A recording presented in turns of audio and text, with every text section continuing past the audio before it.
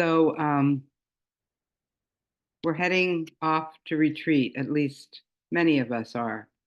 Um, those of us who are not heading off to our in-person retreat, I might add our first in-person retreat after about maybe 5 years. But here at the Daily Online, we're going to have recordings on conditionality for this next week, starting tomorrow. And so we very intentionally chose conditionality as what we would have recordings about, because really it's at the core and at the heart of our teachings. When we deeply understand conditionality, we perceive our lives through the lens of conditionality, and everything looks different or somewhat different. Or there's often a sense of relief. And so this is why we chose that topic for our recordings. So some people are en route to the retreat already, part of why we're a small group this morning. They're making a road trip. It kind of strikes me as a pilgrimage of sorts. I don't know if they think about it that way, but others of us are packing up and planning the journey because the retreat begins tomorrow. So when I began my meditation history way back 1978 into the 1980s, etc., in-person retreats were the primary way we learned meditation. They were the primary way we learned the Dharma, the teachings of Buddhism. And I went on countless 10-day retreats. I don't know how it was determined that 10 days were the norm. We've changed that around and made it a bit shorter, partly because it becomes affordable. Back then it was affordable. So I've spoken of my first retreat at the Daily Online meditation group several times because it was very important to me. It really set me on the trajectory of meditating and teaching. And also, it did put me into quite an altered state. And meditation retreats in those days, the way they were structured, really did put us into altered states. And the language we're using more recently is it's a psychoactive intervention. And it did change my life. Put me on this trajectory of being fully committed to the Dharma. Because I have to say, once I heard the teachings, I went, yes, that's the way I see the world. But also the meditation. And this really changed and improved my life in countless ways. Not the least of which has given me this wonderful work of teaching meditation and Dharma, really the most satisfying work I can imagine. But there was another crucial thing, it seemed, that a Buddhist, an insight meditation, Vipassana meditation, Dharma teacher needed to do, and I never could do it. And that was to go on a 3-month retreat. I kind of knew or sensed that I couldn't handle it. And I have to say that in some teachers' opinions, that meant that I was not a legitimate teacher. I was also on the fringe, but that's another story. Now, the reason I told myself back then that I couldn't go on a 3-month retreat was that I was too embedded in my life. Not too, but I was embedded in my life and my relationships, my work. And I wanted and needed that. And I speak of work, I'm talking about other work, not teaching meditation, the work that gave me money to survive, because I knew that teaching on meditation on donations would never provide me what I needed to survive and even thrive. But now when I think back on it, there's another reason I didn't go on the 3-month retreat. It would have been, I believe, too much of a psychoactive intervention for me. I am too sensitive to these kinds of things. In fact, a friend who went on a 3-month retreat ended up, upon returning home, going to the emergency department because she was so dizzy and so disoriented. But back to that first retreat. At that first retreat, we were told in no uncertain terms, as I recall, that we should meditate daily. And so I took up that imperative, and it worked for me. Daily meditation really calmed my reactivity, provided greater clarity. It's hard to put words on all this, but the words I've used in the past is that my life just seemed to go better. I guess that's sort of vague, but it's sort of how I perceived it. So at our reflective meditation events, we don't tell you to meditate daily. It would go against several of our basic premises. It wouldn't be gentle if it was an imperative.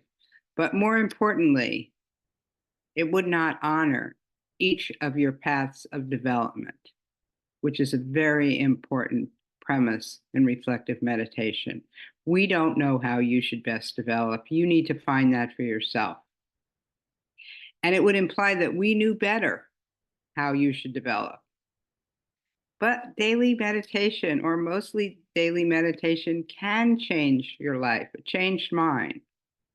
And I often was left with the quandary, how would people know that it could change their life if they didn't try it? And then once you try it and see the change, then that sort of puts you on the trajectory of meditating more often, because well, I know, I'll tell you that if I don't meditate very often, my life sort of feels a bit askew. That's sort of vague, but things don't feel quite right. And over again, I've really heard people struggle with how to integrate meditation into their lives. And then the pandemic hit, and we started this daily online meditation. And this daily online meditation at that time was really a refuge through the trauma of COVID lockdown and the fear that accompanied what COVID was like in the early days. In fact, I was just talking to someone yesterday who was there in Seattle. He was our square dance teacher. I had square dancing. And, I didn't realize this, but, I didn't realize that how COVID hit Seattle was through a square dancer. And there were super spreader events. And some people died in the square dance community. And we knew about that. So we were it was a big trauma in all our lives, which, by the way, I don't think we fully processed, if there is such a thing. But back to my Dharma talk. Then I ended up hearing from so many of you about how this daily online meditation really opened the door for daily meditation, and that daily meditation was really good for you, that it really did change or improve your life, or I don't know how you talk about it, but that's how I'm wording it.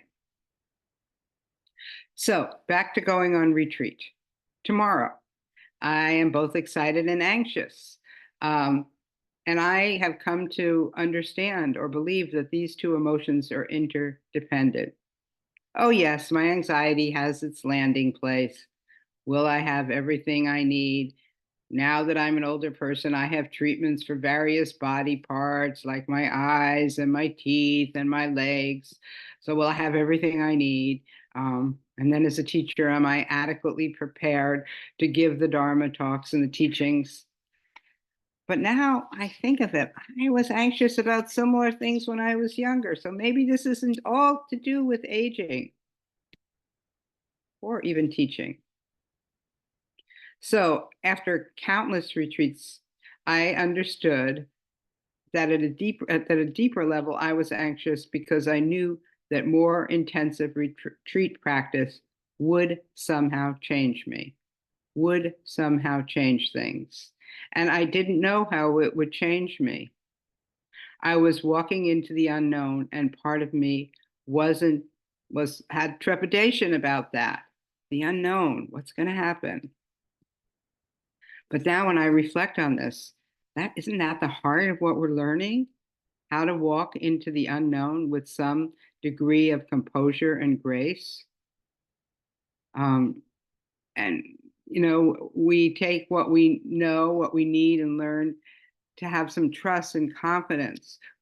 We take what we need along with us, and we learn to have some trust and confidence that somehow the rest will work out okay, maybe even better than okay.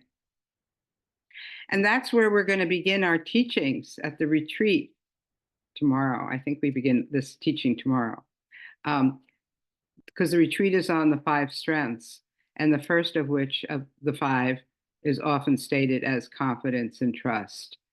So having some confidence and trust that somehow I will have what I need on this retreat and that it will go well.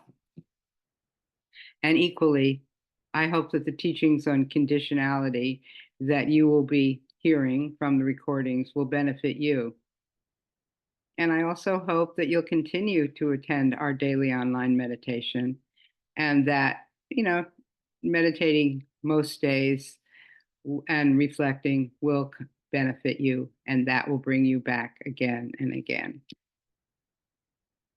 So thank you. And I'll end the talk here. And